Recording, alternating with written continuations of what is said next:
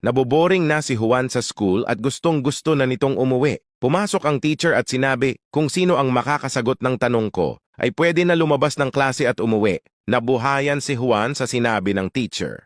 Nagtanong na ang teacher, sino ang nagsabi ng ang hindi marunong magmahal sa sariling wika? Nagtaas ng kamay si Juan pero sinabi agad ng kaklase nito ang sagot. Si Jose Rizal po, ma'am! Sagot nung kaklase. Sabi ng teacher sa kaklase, very good, pwede ka nang lumabas. Nainis si Juan dahil naunahan siya sa pagsagot.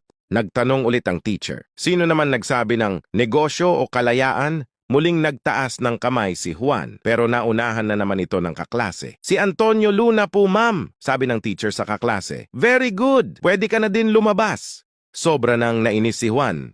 Pagtalikod ng teacher ay biglang sumigaw si Juan, mga bobo! Nagulat ang teacher at nagtanong, sino nagsabi nun? Sagot ni Juan, si Larry Gadon, ma'am. Goodbye.